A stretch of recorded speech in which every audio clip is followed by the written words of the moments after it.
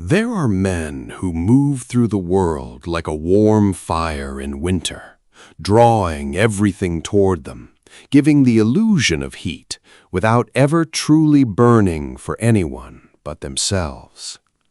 Friedrich was such a man. He was an artist by training, a German by birth, and a wanderer by nature, young and aware of it, handsome and even more aware of that.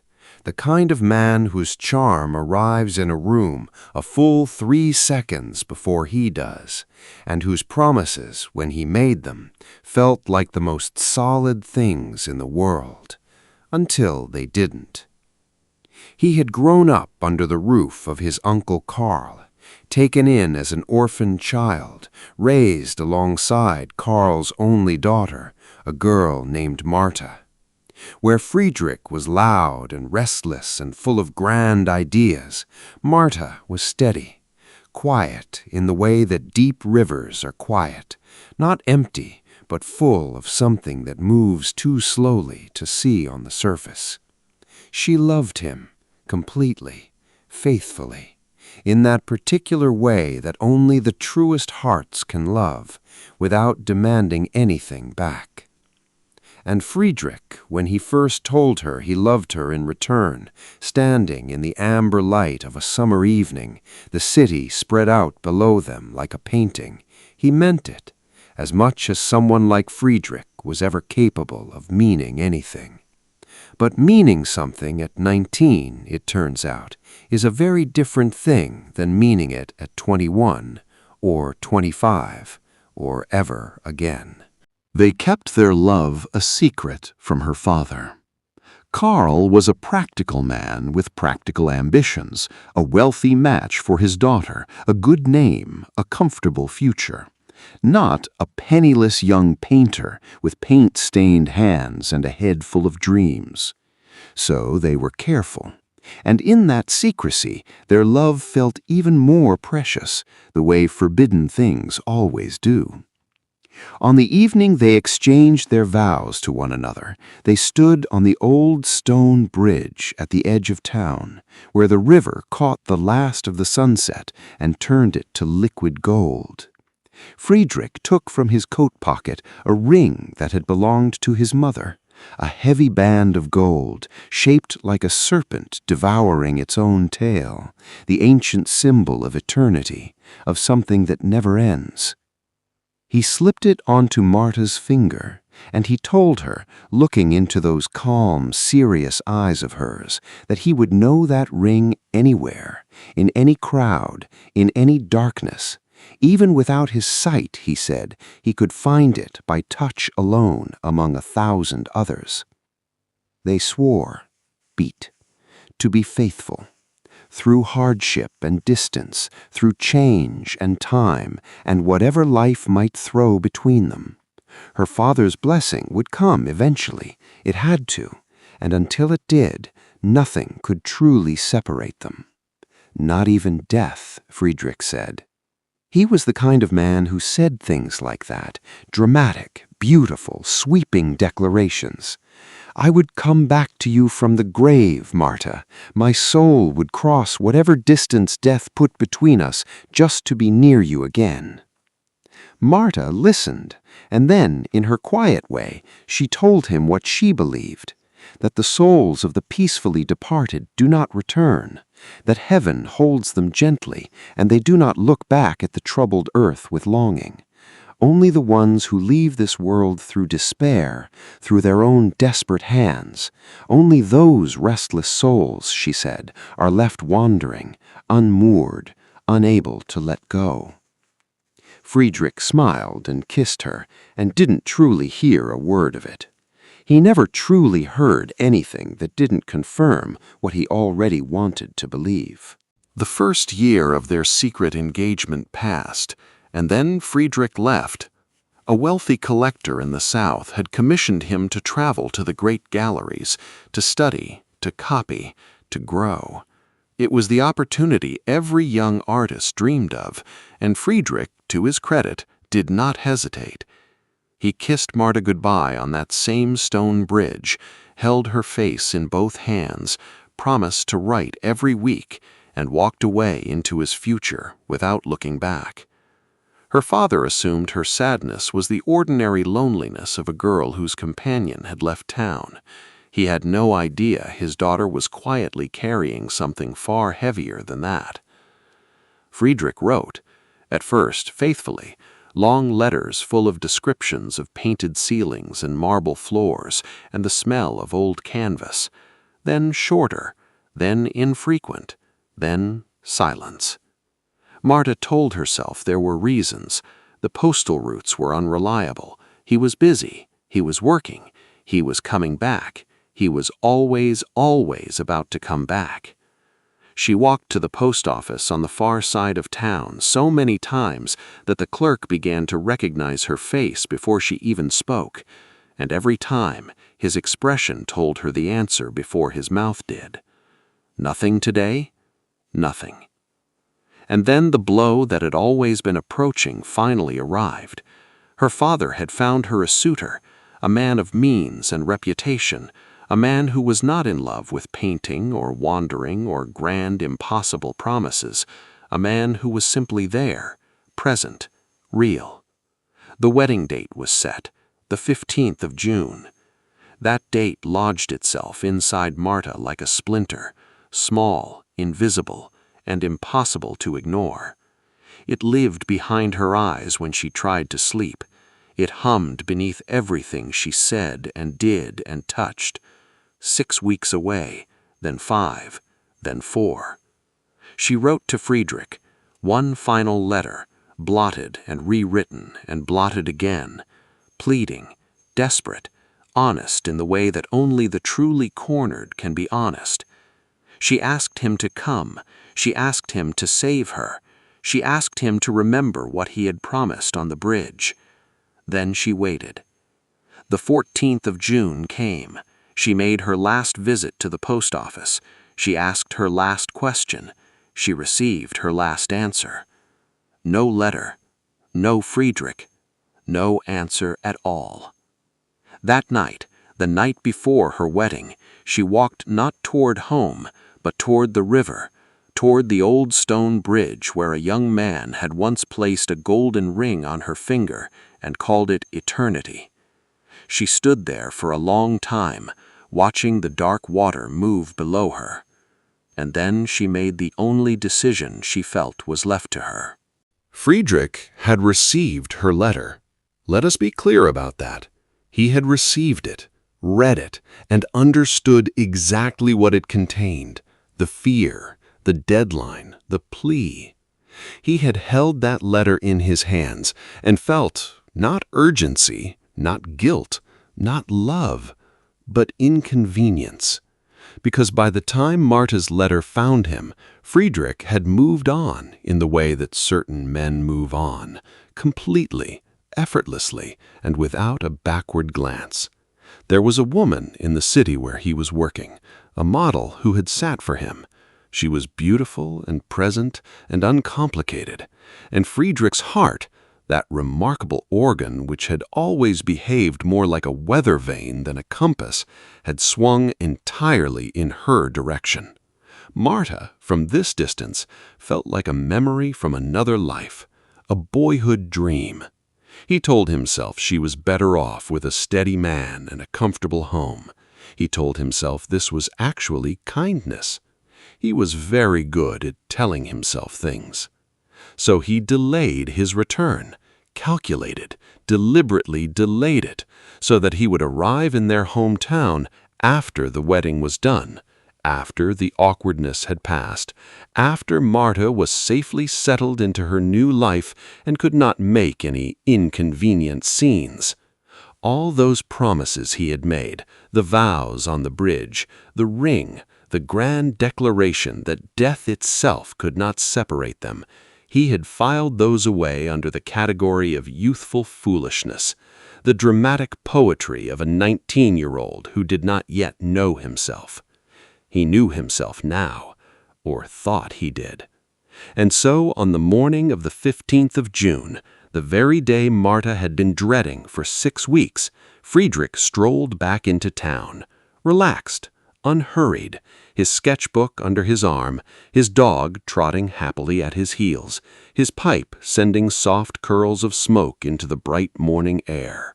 He crossed the old stone bridge without a second thought, stopped to sketch the willows on the far bank, sang a little to himself, felt in the shallow and uncomplicated way that only the truly careless can feel, perfectly content. It was down by the river bank that he noticed the two fishermen.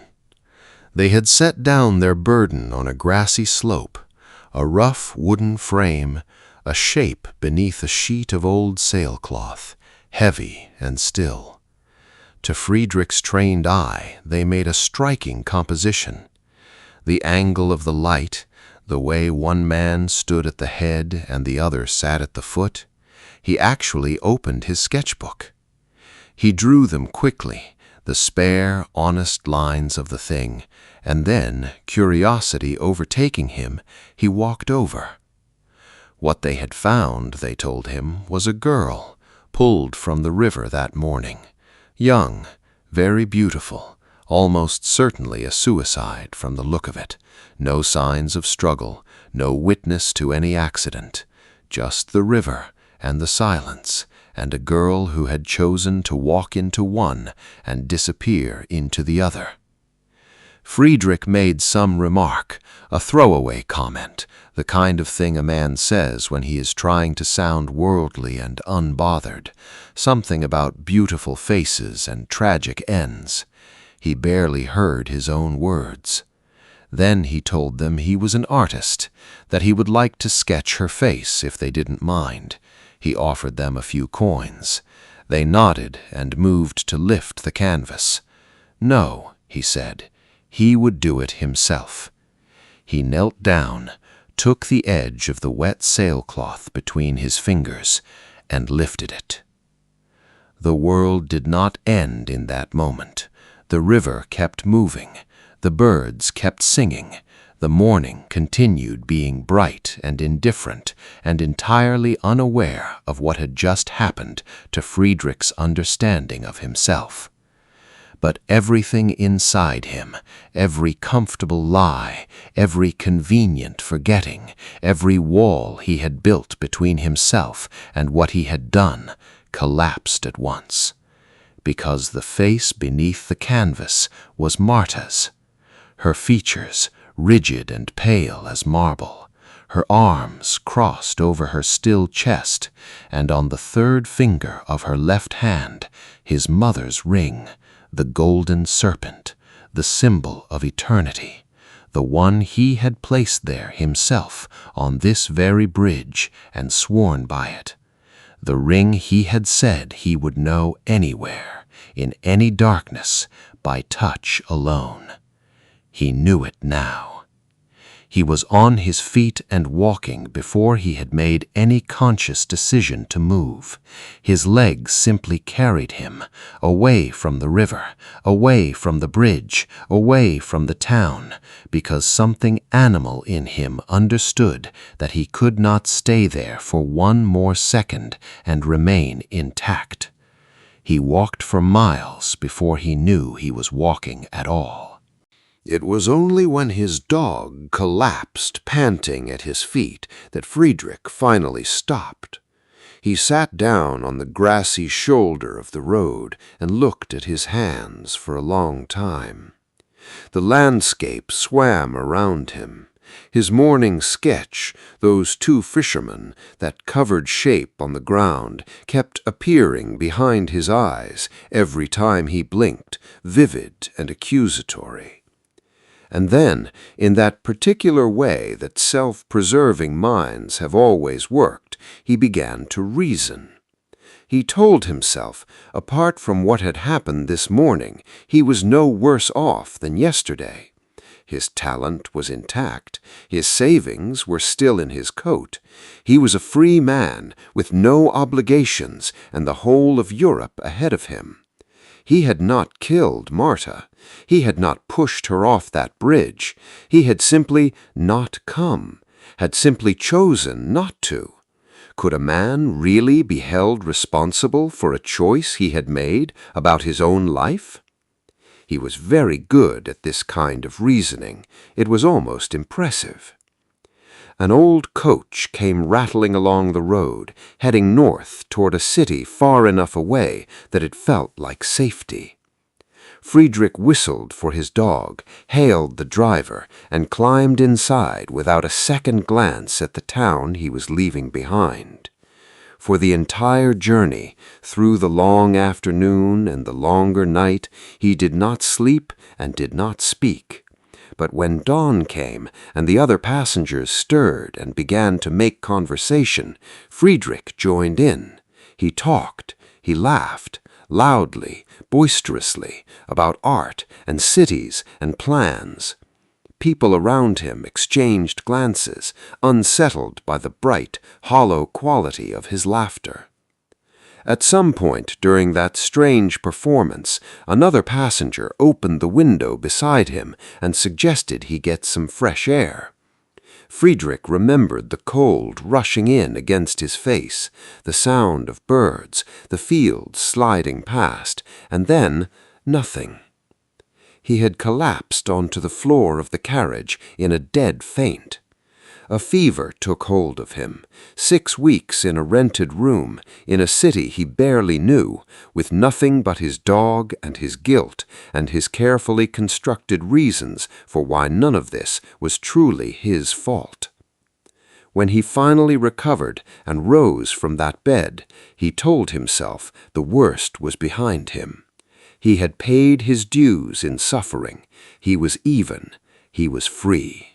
He started walking again, northward, toward a cathedral city he had always wanted to see, famous for its Gothic spires and its ancient stone and its magnificent sense of permanence in a world that had lately felt very impermanent to Friedrich. The road suited him. With every mile, the weight seemed to lift a little more. He sketched the countryside. He sang old songs from his student days. He stopped at inns and talked to strangers and ate and drank with something approaching his old appetite for life. His dog trotted alongside him, uncritical and faithful as always.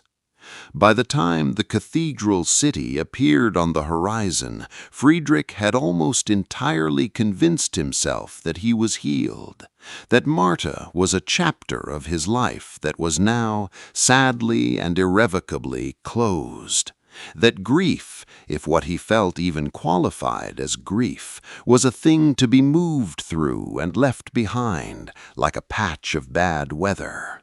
He was not thinking of her any more. He was happy again, in that particular way of his, surface deep and self-satisfied and entirely convincing even to himself. It was a clear night when he arrived. The great cathedral rose above the city in the full light of the moon, a staggering thing, all soaring stone and ancient intention, the kind of building that makes a person feel simultaneously very small and very grateful to be alive. Friedrich stood before it with his dog at his side, his artist's gaze moving slowly across the facade, drinking in the geometry of it. The bells had just struck 11. The square around him was quiet and silver bright. He was not thinking of Marta. He was happy. He was completely, carelessly, undeservedly happy. And then something behind him wrapped its arms around his neck. He spun around immediately. The square was empty. The moonlight lay across the cobblestones in long, pale sheets, throwing everything into sharp relief.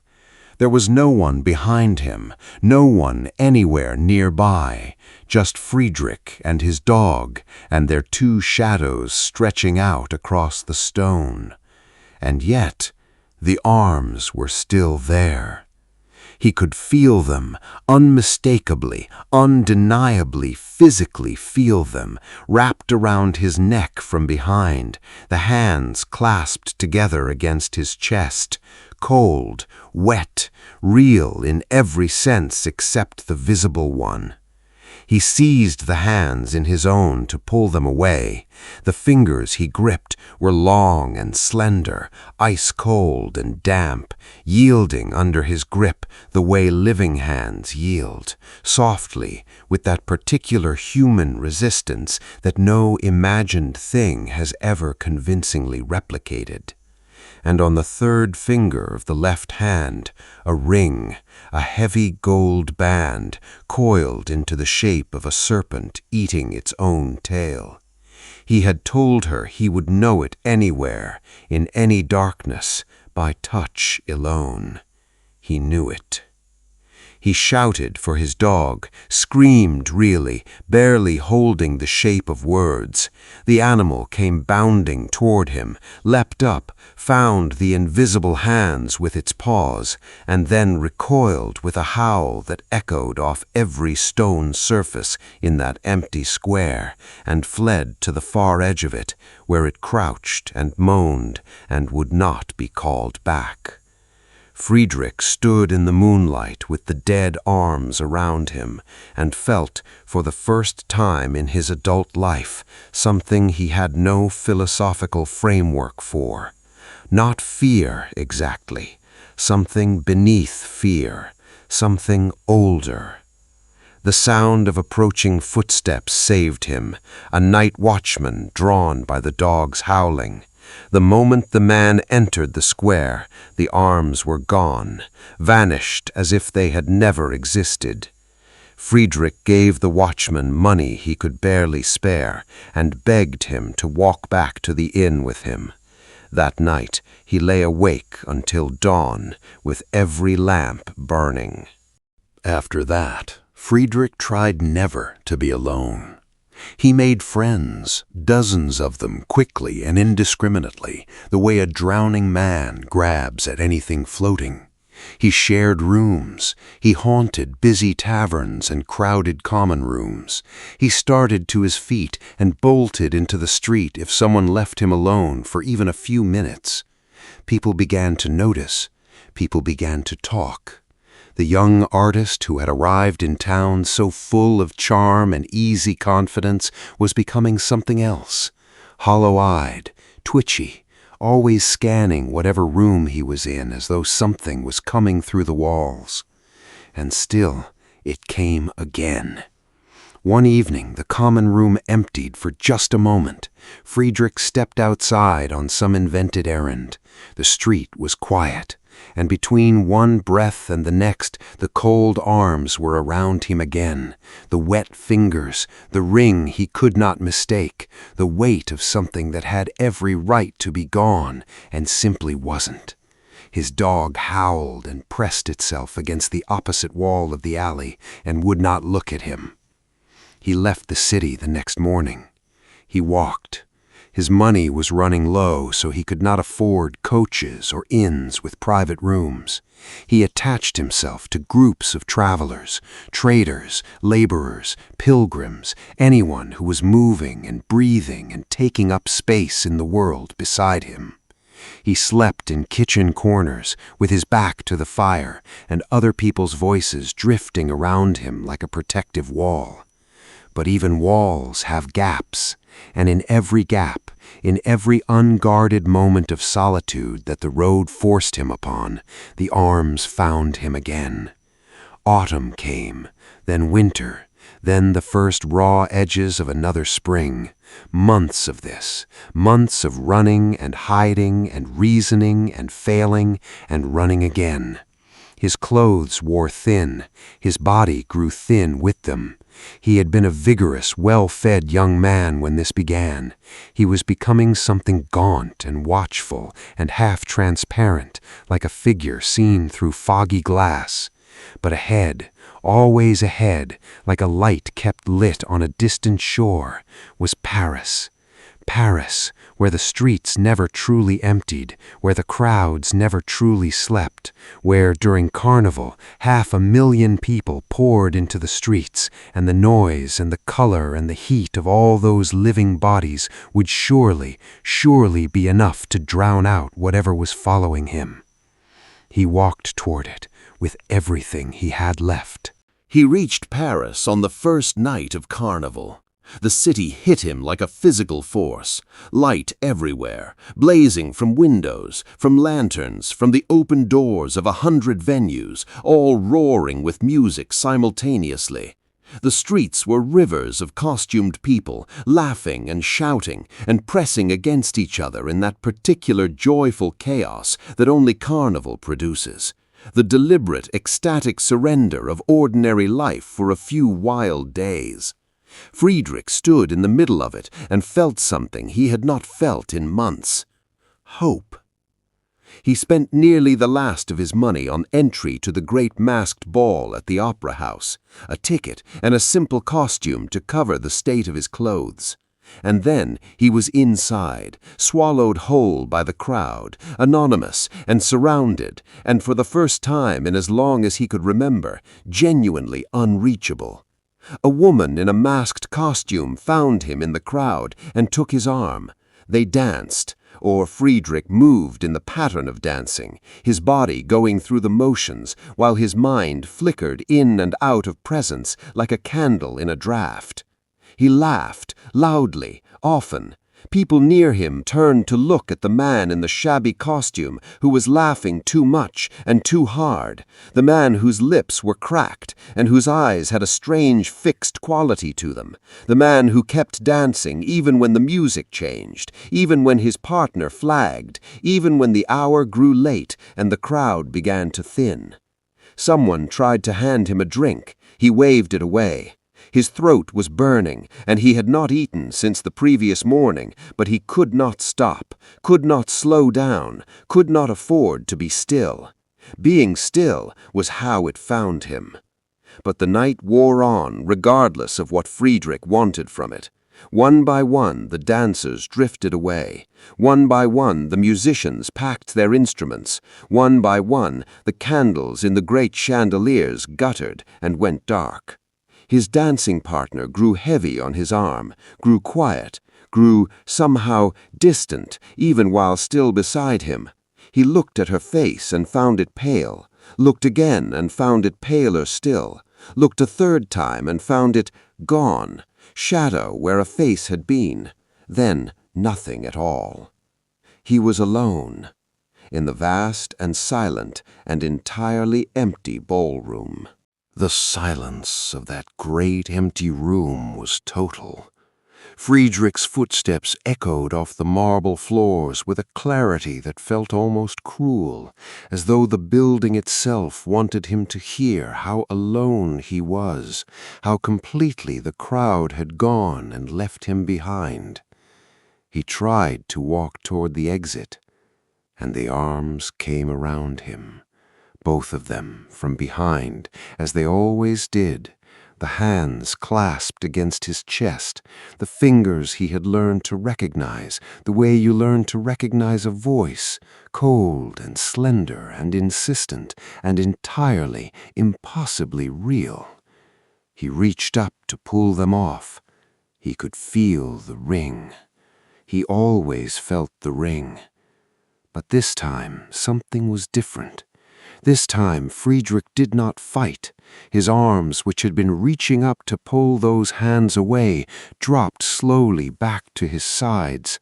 The strength went out of him, not suddenly, but like water leaving a glass, steadily, until there was simply nothing left. He was so tired.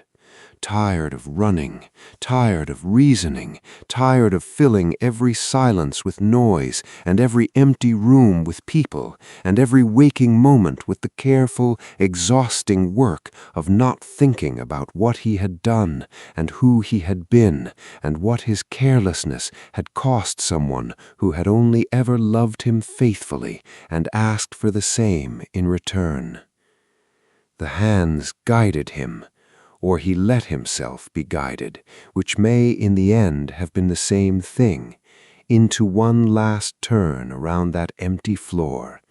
His footsteps and their echoes, the faint groan of the building settling around him, the thin gray light of early morning beginning to find its way through the high shuttered windows. One more dance, one last polka at the end of the world. The gendarmes came with their lanterns an hour after the last light had died. Standard procedure, a sweep of the building before locking up. They were followed in through the stage door by a large dog that had been apparently sitting on the front steps since the early hours, refusing to leave, making such a persistent and mournful sound that several neighbors had filed complaints. Near the main entrance, one of the officers stumbled over something on the floor. A young man, well dressed once, though the clothes had seen better days.